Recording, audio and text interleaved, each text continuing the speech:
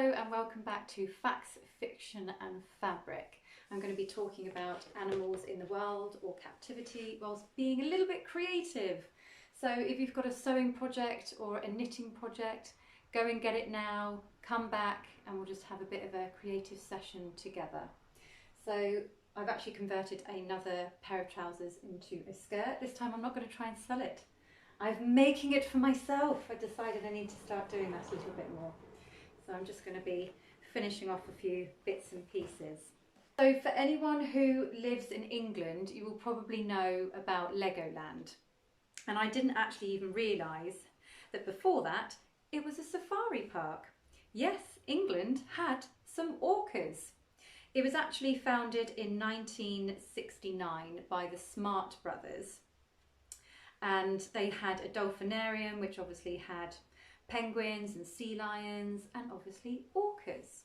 Now the very first one they had was called Ramu, but he was actually captured in 1970 during the Cove captures.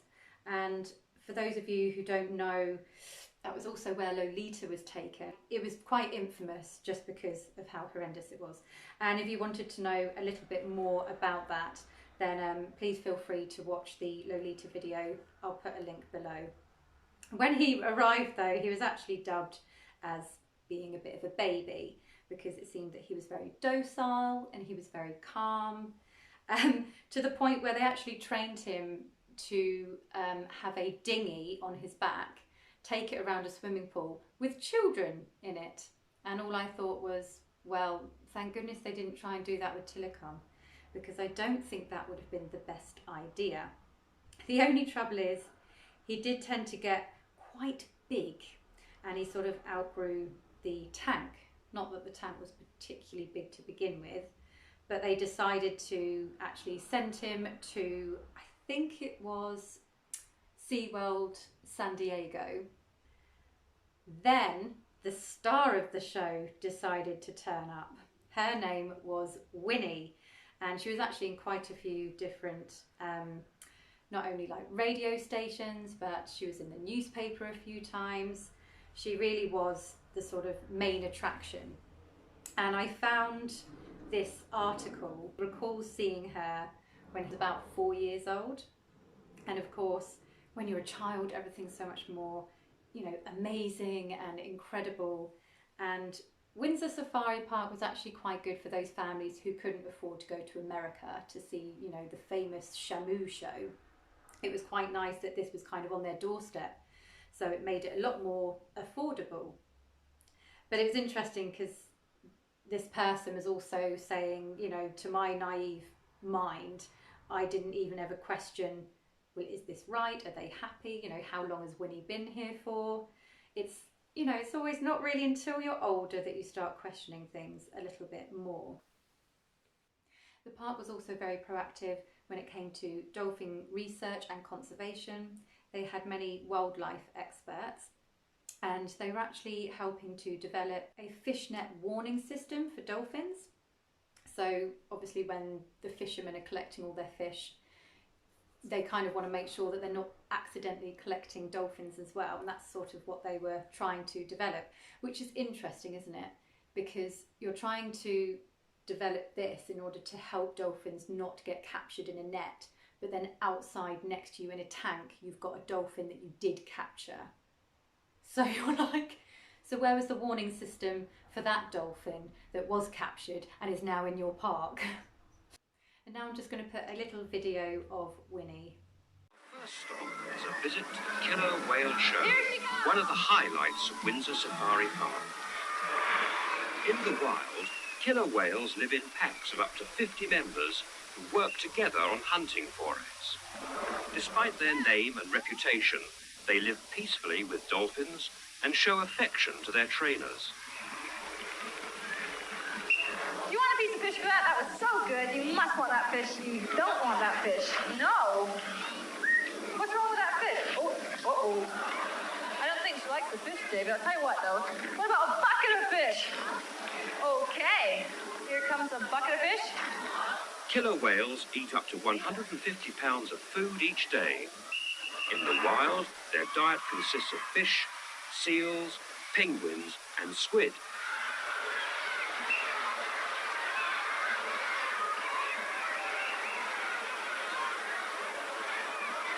Screeching is possibly used as a form of communication between these gorgeous animals in the wild. Now, to work with these gorgeous animals, you must have a lot of trust in them. You must respect them. You must give them a lot of love. And you really have to have a lot of fun with these guys. That's what we like to show, even during shows. Killer whales can grow up to 10 metres in length and weigh up to 8 tonnes. Now, she's just going to take a good patrol and see who's out there. Winnie, do you think they're cheering loud enough or not?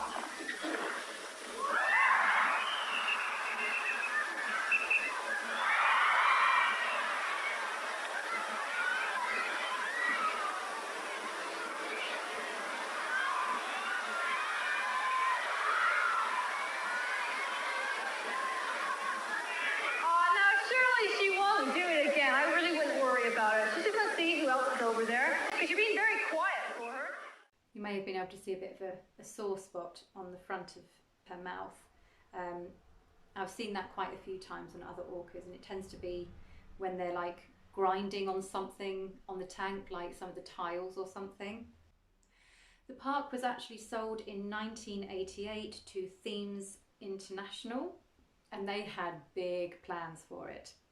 I think probably because they also had a bit of competition from Chessington Zoo, which is actually now Chessington World of Adventures, which is basically just a massive theme park. In fact, they might still even have some wildlife creatures that you can go and visit. But I think back then the zoo was very, very popular. So yes, the competition would have been quite severe. So what they thought about doing was having like an African style safari park with all sorts of animals. And they actually did start, working on this project. But then they had quite a lot of pressure from animal rights groups. In fact, one of their campaigns called Into the Blue was so successful that the government had to change the laws on basically the welfare of animals in captivity. And they made them so strict, like having to lengthen pools, that a lot of these safari parks or zoos, they just simply couldn't afford these changes, and so they had to shut down. And it was the same with Windsor, which closed its doors in 1992. And actually, Winnie went a little bit before they closed. They sent her off to SeaWorld Orlando, but she didn't have a particularly great time there because she was actually quite a lot smaller than the others, and she was very submissive. The larger dominant ones did actually bully her. And she then passed away in 2002. And the reason she passed away was having blocked intestines. And what was blocking it, are you ready? British pound coins and tiles from the tank at Windsor Safari Park. Now, the only way I could think that she would be eating coins is if the customers treated her pool or tank as a wishing well, because otherwise I'm not quite sure how that would have happened. The tiles, eating that off the side of the tank, well, that wasn't too hard to believe. The tank wasn't exactly state of the art, and I think towards the end it probably not only needed a revamp, but they probably needed a new one. But can you imagine over a long period of time having all of those things in your system? I mean, I'm sure she would have been very uncomfortable. So when the safari closed, they actually said that they had managed to rack up debts of 40k. So that was obviously another reason that they closed up shop as well. But one of the main stories around this park was, now what are they going to do with the rest of the animals? They had animal rights groups again very concerned. Are they going to split up families? Pardon me, are they going to send them to not such great places? However, what the archives actually say is that they were very strict in regards to what they were going to do with these animals. So no circuses, no laboratories, and no splitting up of already established social groups. However, they did have to put a few of the animals down. That's if they were too sick or they were too old, basically. So there was actually a book written, and it was called The Animals Came Out Two by Two, by the vet that they had on site. And he was called David Taylor. And in his book it said that the dolphins went to Amsterdam, a few lions went to Longleat in the south of England, and tigers and elephants went to Windsor Safari Park near Liverpool. And fun fact, I actually worked at 2 safari parks before, and one of them was actually Knowsley Safari Park, and the other one was Port Lympne, which is down south. Now, the first one that I went to, you know, I was quite fascinated by it. I'd only really ever been to zoos when I was much younger, and what I liked about the safari park was it was obviously, you know, a lot larger. There was more space for these animals to roam around. I liked all the conservation work that they were doing, and so all in all, I was quite happy to work there. Not that I was really with the animals. I was just kind of doing the ticketing system at the front of the park, so I didn't spend much time with them. It wasn't really until I went to Port Lympne that I really sort of, I think it was quite eye-opening. It started off quite small. I mean, this was a long time ago now, so I'm sure that they've built on so much more accommodation. And that's when I started to realise that it wasn't just a safari park that you can come and walk around and it's a day trip. You know, you can stay there, so they have these like amazing experiences, and one of them is called the Tiger Lodge. Back then, it might be more expensive now, it was £1,000 a night, and they would basically say, you know, stay the night with a tiger, and one of the walls would be completely glass, and then on the other side that was the tiger's enclosure. So if you were lucky enough that the tiger actually wanted to come and sit next to this window, you know, that's been there a really long time, then yes, you could potentially sit next to a tiger as well. And there were a few times when we were doing the turnaround, doing a bit of tidying or getting some new logs or something, and because I was doing that quite often, then I was lucky enough that the tiger would sometimes come up. But that is when I not saw the underbelly, but the different side to animals, because I was there every day, and so I could see all of the different sides to their characters. And I think that's when I did sort of think, are you like, you know, are you happy? Is this really what you want to be doing? Like faces staring at you every day, you know, knocking on the window. I spent a lot of money on this and I want you to come and sit next to me. You know, you can imagine a tiger being like, yeah, I don't think so, mate. I'm good. And it wasn't even like a very fancy enclosure. I mean, some of the zoos I've been to, they might have a pool in the middle and they might have something that they can climb up on and bathe in the sunlight or something. Whereas this was just a few bushes and grass, and it wasn't really very big. And then as I was leaving, that's when I realised they were building so much more accommodation that I realised I felt like they were just pushing more onto the kind of customer experience of staying at the park rather than the sort of animals. I never saw any of the animals being treated badly or anything like that. It was just more on the side of, I started to rethink, do I like this or do I agree with this? And I think perhaps working at those two places is what sort of really did push me to change my mind and be like, yeah, I don't think I want to go to these types of places anymore. I think I think I'm all right. As I said, there are still some much smaller little places in England that they really do push not only for conservation work, but the local species. So even like little red squirrels, that maybe for some children it's not as exciting as going to a zoo.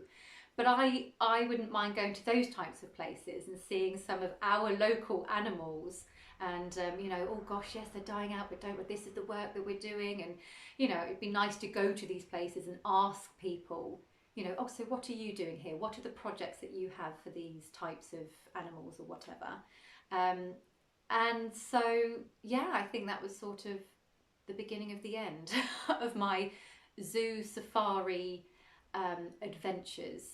So I hope that you're creating something exciting. I know lots of people doing knitting, and it's funny because people assume that I should be able to knit as well, because my mum does, and I did a little bit.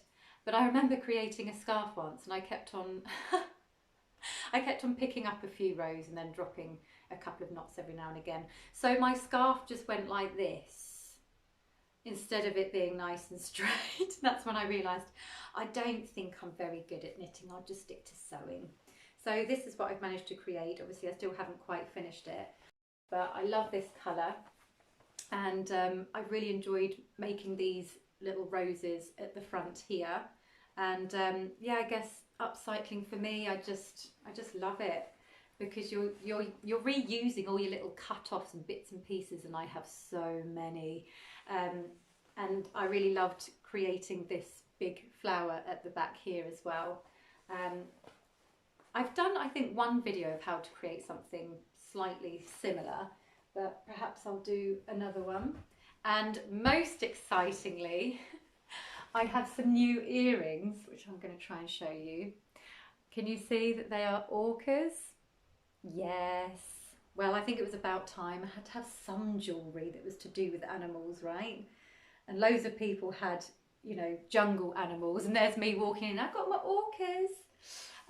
But anyway, I hope everyone is having a good week and you're all doing okay, and I will see you next time.